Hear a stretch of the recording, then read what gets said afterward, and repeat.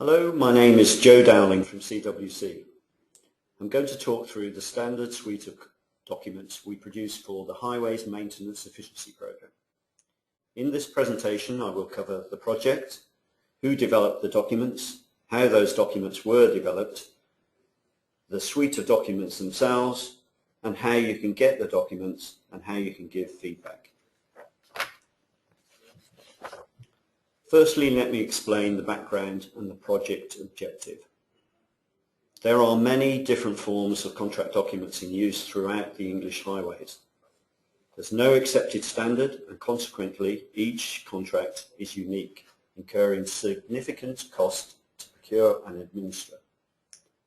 All these factors lead to inefficiency in multiple development of contract documents, in bidding effort when the suppliers are presented with unique documents, in bidding efforts when the suppliers undergo many different selection processes, and from the use of outdated documents in delivery itself. The objective of this project was therefore to produce a suite of standard best practice highway maintenance contract documents. The particular focus was to include mechanisms that drive efficiency. The documents were developed with an integrated team from the Collaborative Working Centre, CWC, led by Sir Michael Latham. CWC have been supporting highway authorities delivering efficiency through collaboration in procurement and document preparation over 7 years. In this time, we've worked with more than 40 different highway authorities, delivering efficiency through collaboration and best practice. Also part of the team were Bevan Britton. They are specialist construction lawyers with particular expertise in the interpretation and drafting of collaborative contracts. The third member of the team were URS, a large multinational consultancy with vast experience in highway maintenance. This team was assisted by over 73 local authorities through their participation in the survey and consultation process. NEC Thomas Telford and the industry bodies whose logos appear on this slide also supported the development of the documents.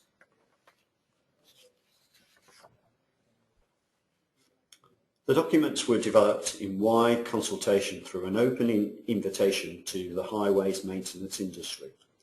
The first stage was a comprehensive survey in October 2011 covering all 151 highway authorities in England. The survey had a series of questions on the current documents in use. These questions included the type of highway maintenance services procured, the value of those services, the procurement documents, the form of contract, and the payment options used. We asked how these standard forms had been modified and what the cost of producing the documents were. We also requested a copy of recent documents used in procurement. We received a response from 73 out of the 151 with a good representation across the English highway authorities.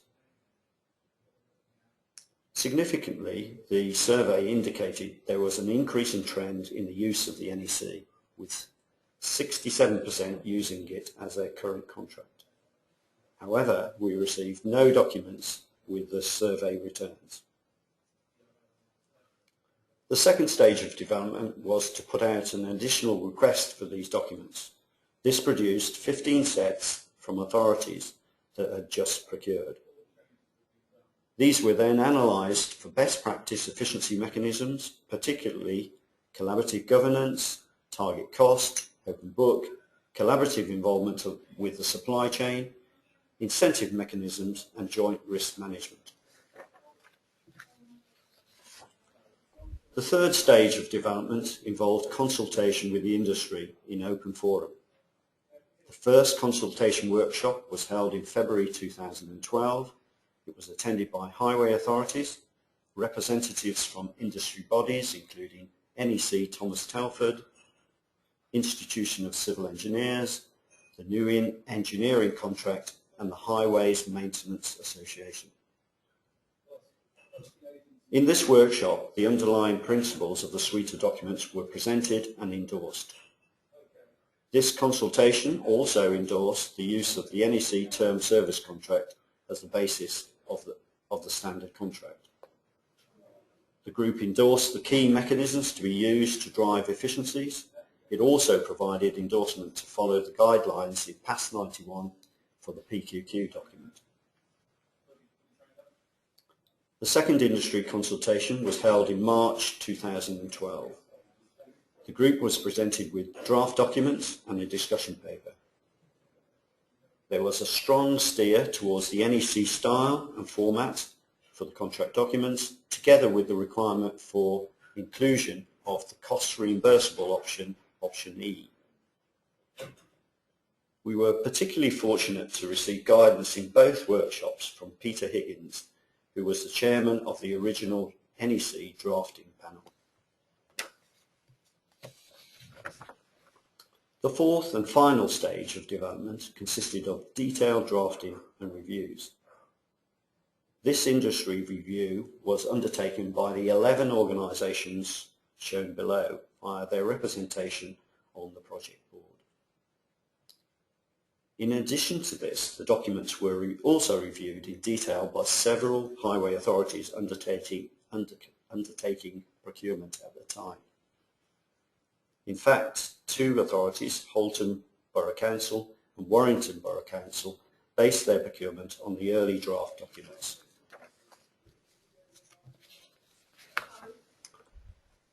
So on to the documents produced. The complete set are shown here. They consist of 7 documents in total. The procurements and notes for guidance for the official journal of the European Union, usually known as the OJU, the pre-qualification questionnaire, usually known as the PQQ, the instructions for tenderers and notes for guidance, and the form of contract suite itself, comprising of the agreement and contract data, the service information, the partnering information, and its associated notes for guidance. These documents should be used in conjunction with the standard specification, which is also available on the HMEP website.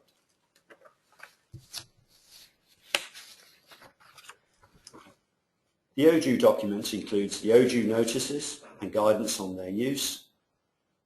It had been developed from the European Union's example of on the tender's electronic daily website. It provides information on the financial thresholds, the timescales, and the different procurement procedures available.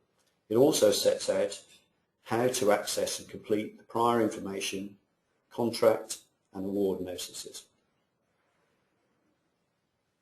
The PQQ document provides a template, questionnaire, and guidance on its use. It has been developed from the publicly available specification, PAS 91, published by the British Standards Institute. The questions and specific scoring criteria were based on the feedback gained through consultation. The instructions for tenderers documents provides a comprehensive template and guidance on its completion. It's been based on a similar document from the Highways Agency. Its templates and the scoring criteria for quality and financial assessments, however, were tailored from feedback received in Stage 1 survey and consultation.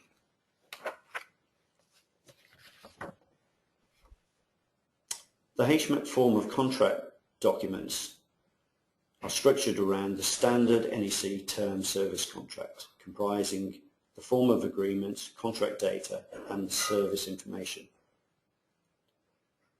The partnering information document is a specific in addition to the standard NEC set.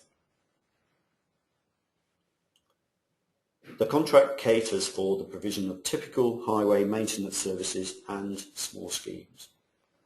All payment options are available for use.